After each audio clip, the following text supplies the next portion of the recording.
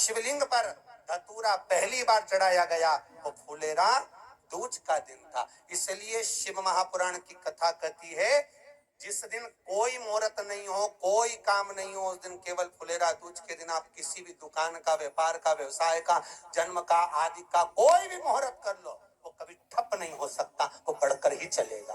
सारी जिंदगी के कांटे निकल जाते हैं, सारी जिंदगी के कांटे समाप्त हो जाते हैं फुलेरा दूज।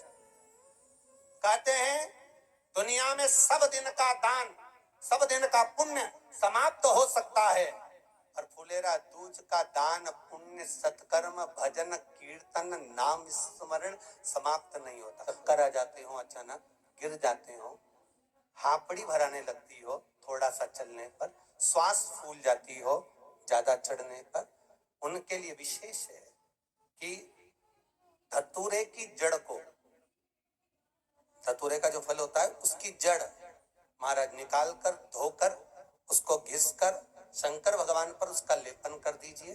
थोड़ी सी जड़ शिव जी पर चढ़ा दीजिए फुलेरा दूज के दिन। उस जड़ को पानी चढ़ाकर वापिस लेकर आ जाइए।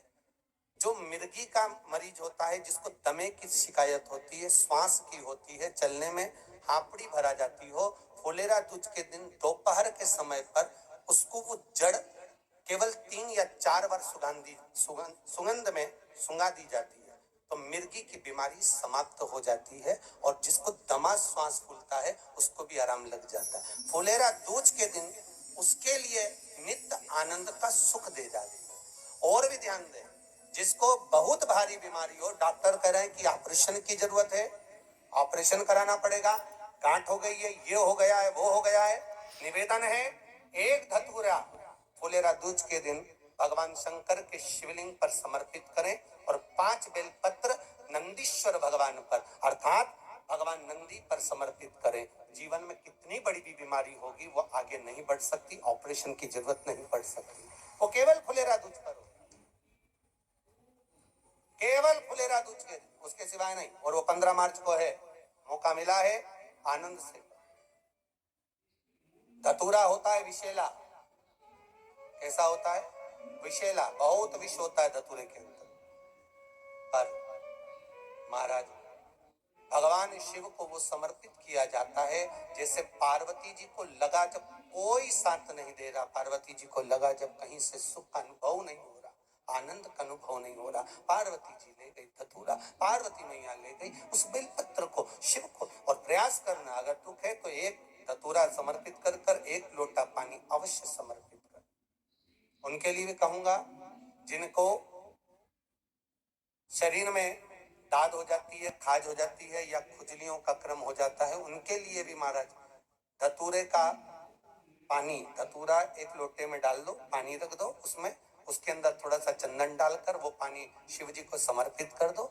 वही पानी को लेकर आ जाइए और कुछ देर तक शरीर में लगाकर बैठ जाइए महाराज। वो केवल फुलेरा दूज का है महाराज, उसको शरीर में लगाकर थोड़ी देर बैठ जाइए, 15-20 मिनट तक। शरीर के अंतर्गत कोई वस्त्र ना हो, उस वस्त्र को उतार कर उसको लगाकर बैठ जाओ। 2.5 से 3 महीने में दांत खाज, किसी भी चर्म रोग होगा वो धीरे धीरे समाप्ति की ओर हो जाएगा। महाराज फुलेरा दूज का महत्व शास्त्र कहता है, भले इसको छुपा कर रखा गया हो शास्त्रों के अनुसार, पर इसकी महत्व का जो दुकान, जो व्यापार, जो व्यवसाय,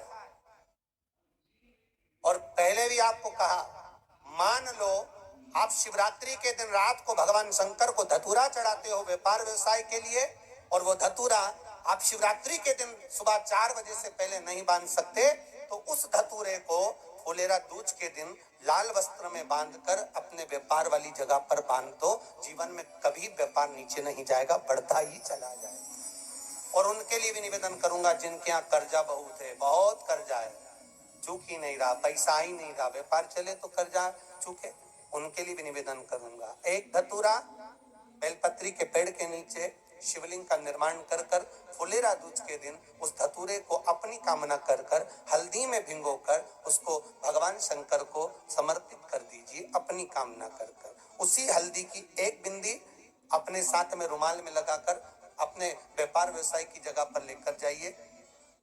कर्जा धीरे धीरे धीरे धीरे जब चूकेगा, जब लक्ष्मी आएगी, तो लक्ष्मी की वृद्धि भी वो करता महाराज। ये फुलेरा दूज के ऊपर जिस दिन माँ जगतजननी जगदम्बा अम्बा स्वयं भगवान शंकर को मौन होकर देख कर लापित होती है, नैनों से नीर बहता, शिव को हुआ क्या, शंकर को क्या हुआ, योगरदानी को हुआ क्या।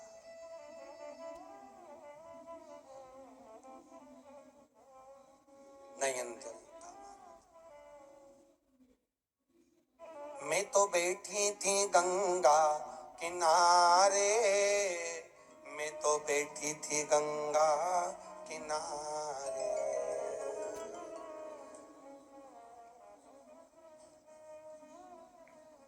ऐसा धक्का दिया ओ भोलेनाथ, दिल तुझको दिया ओ भोले।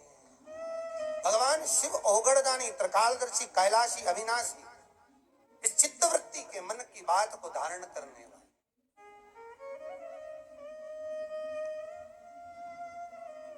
जिन लड़का और लड़की का विवाह नहीं हो रहा है, महाराज